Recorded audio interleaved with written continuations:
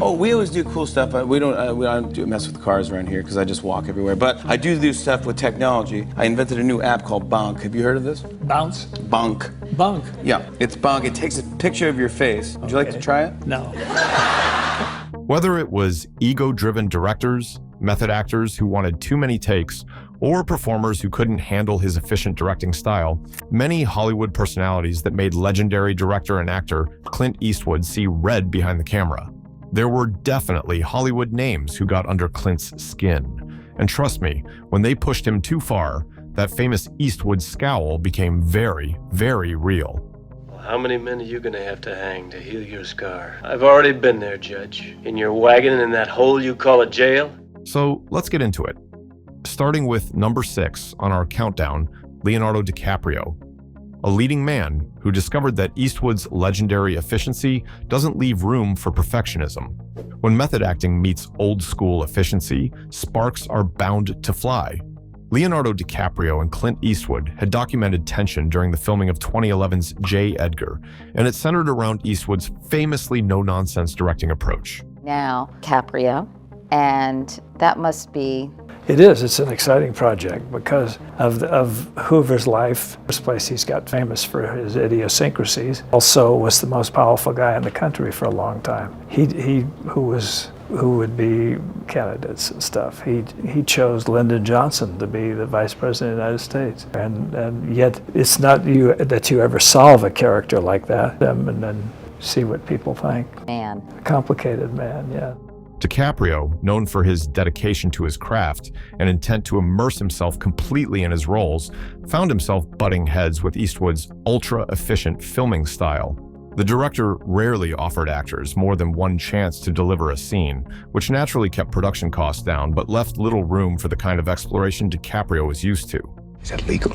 Sometimes you need to bend the rules a little in order to keep your country safe. J. Edgar Hoover held his job paramount and his position of power paramount over everything, and so did Clyde Tolson and Helen Gandy. Their job was their first priority, so therefore they never allowed themselves to have a family. The breaking point came during the filming when DiCaprio requested a second take, feeling he hadn't quite reached what he was capable of on the first attempt. Eastwood's response was swift and brutal. He shut down DiCaprio's request, claiming the day was now over. The tension on set became palpable after that moment.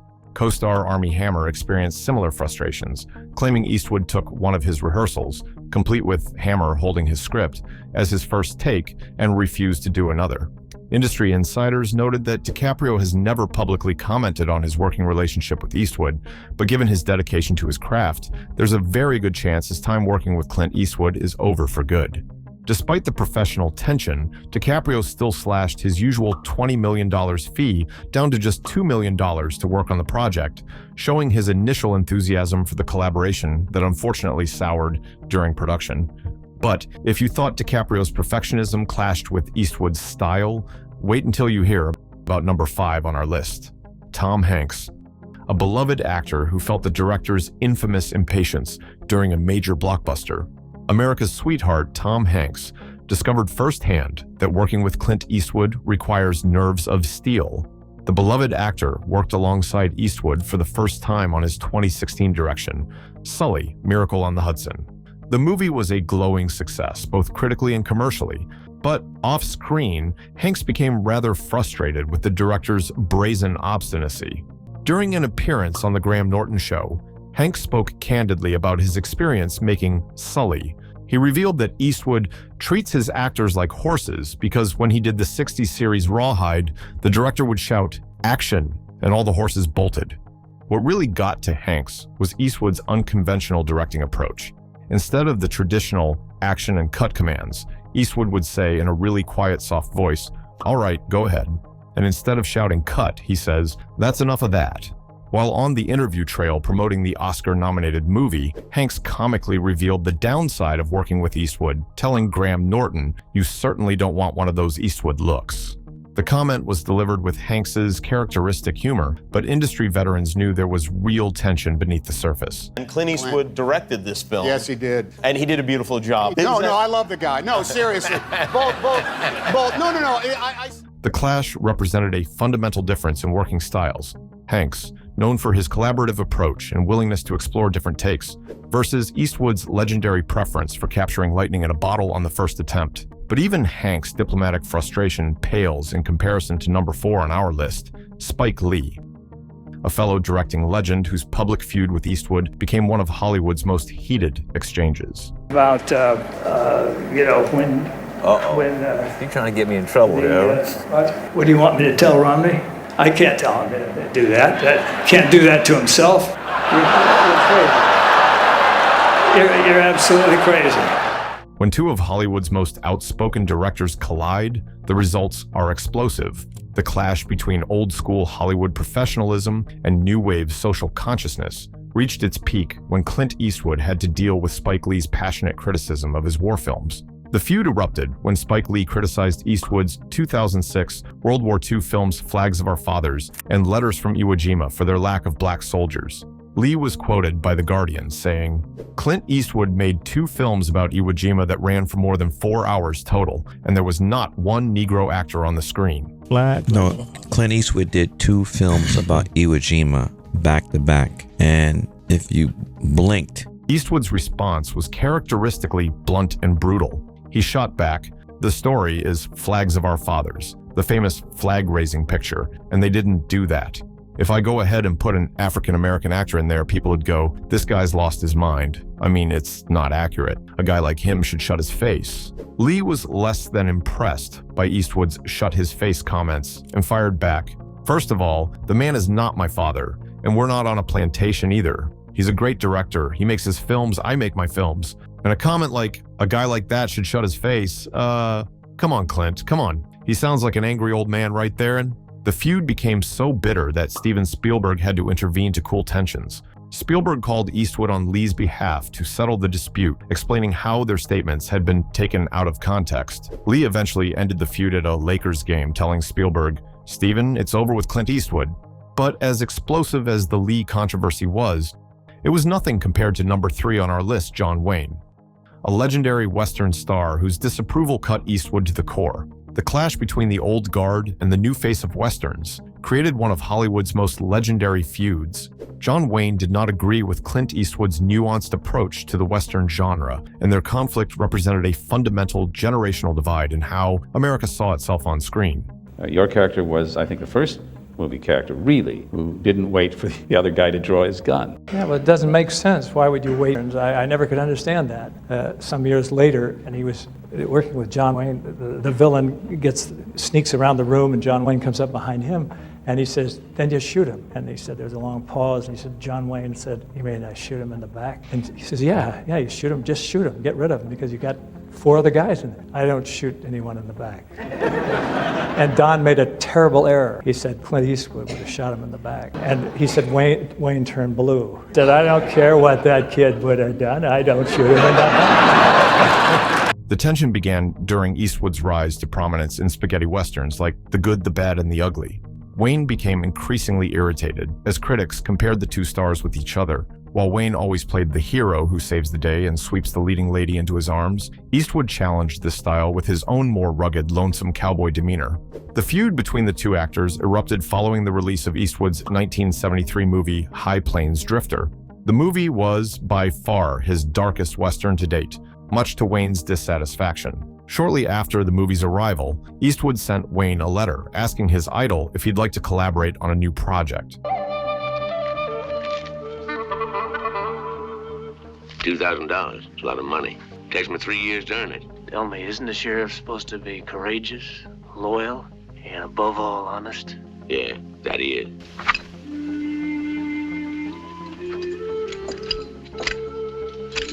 I think you people need a new sheriff. Well, that's good enough. Hey, Fancy Vest. Go ahead and pull that rifle if you want to. But you better speak to your boss before you use it, because he'll be dead before I hit the ground. Don't be a damn fool, Joe. Get over there and stand with the others where you can see it. The response was devastating. Wayne allegedly replied with an angry letter denouncing High Plains Drifter for its gratuitous violence and revisionist portrayal of the Wild West. For Eastwood, who had grown up idolizing Wayne, this rejection from his hero was a personal blow that stung for years. Wayne couldn't help but be baffled by the star's nerve to shape the Western protagonist as anything more nuanced than a propagandized folk superhero. The ideological clash represented more than just artistic differences. It was a battle for the soul of American cinema itself. But as personally painful as Wayne's rejection was, it was nothing compared to number 2 on our list, Marlon Brando, a notorious method actor whose unprofessional behavior drove Eastwood to his breaking point. When it comes to actors whose unprofessional behavior genuinely disgusted Clint Eastwood, the legendary Marlon Brando takes a prominent place. Eastwood publicly criticized Brando's performance in the 1976 Western The Missouri Breaks, calling it ridiculous and blasting both the script and Brando's approach to the material. Don't you realize that you're thought of as the greatest actor ever? Tim's the greatest actor ever. You pretend he loves me, he wants something to eat. Get out of here. Have to think in terms of who wins, who loses, who's good, who's bad, who's best, who's worst. We always think in those terms, in the extreme terms. I don't like to think that way. Everybody has their own value in a different way, and I don't like to think who was the best at this or that. I mean, what's the point of it? In the book Clint Eastwood by Christopher Frayling, the actor revealed his feelings about the film. I don't blame all that on the Western as much as on the material. That Jack Nicholson and Marlon Brando thing, The Missouri Breaks, for instance, was ridiculous. It wasn't a good script, and they obviously felt so too. Why else would a guy dress up like his own grandmother? You know, critics are just like anybody else. They have their opinion, and you hope it's very flattering to your ego if they happen to say, "Well, fine, I really think this guy did a marvelous job." And you see it in print, and it pumps you up for a second. But the main thing is, how does the public accept it? What really infuriated Eastwood was Brando's cavalier attitude toward the craft. Eastwood continued, "Brando obviously thought there's nothing here, I might as well enjoy myself, so he's going to go off and screw off somewhere. I think that if he'd truly believed it was a great piece of material and that he was going to contribute to something that might be a fine film, he might have thought otherwise." The movie was widely criticized for missing the mark, with Brando's performance paling in comparison to his recent work in films like The Godfather and Last Tango in Paris. Brando reportedly engaged in lots of strange behavior while filming, including exposing his behind, and was generally erratic and chaotic as he molded the character to suit his desires. For Eastwood, who had tremendous respect for the craft and professionalism, Brando's behavior represented everything wrong with Hollywood's entitled star system. The fact that such a talented actor would waste his gifts on self-indulgent antics was unforgivable. But as disgusting as Brando's unprofessionalism was to Eastwood, it absolutely pales in comparison to our number 1 spot, Matt Damon, an actor whose request for multiple takes led to Eastwood literally ending the shooting day. When dedication to craft meets immovable efficiency, the results can be career-defining. Matt Damon encountered Eastwood's legendary distaste for multiple takes during the filming of 2009's Invictus, and the confrontation became the stuff of Hollywood legend. There's nothing rigid about his style. He's not threatened by ideas that the people around him have, and in fact he encourages that because that's why he hired you.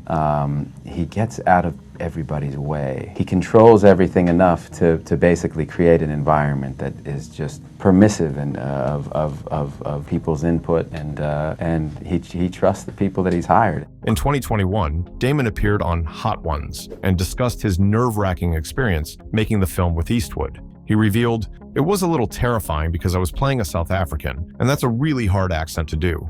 Clint says, "Cut, print, check the gate," which means, "We're done here, let's move on." What happened next showed just how little patience Eastwood had for actors who wanted to perfect their performances. Feeling he hadn't quite reached what he was capable of on the take, Damon risked everything to ask, "Boss, do you think maybe we can get one more?" Eastwood's response was swift and brutal. He simply turned to Damon and said, "Why? Do you want to waste everybody's time?" This is it!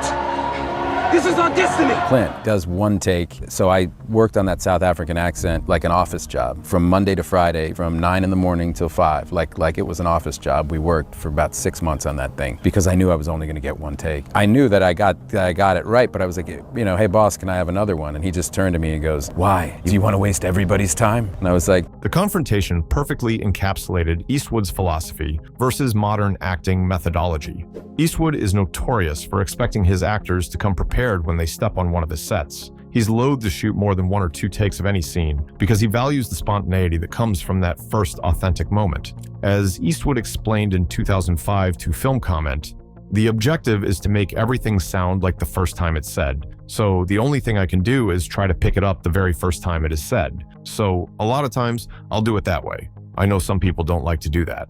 For Damon, who was used to collaborative directors who allowed for exploration and multiple attempts at perfection, Eastwood's rigid approach was a shocking adjustment. The incident became a defining moment that showed how Eastwood's old school methodology clashed with modern acting expectations.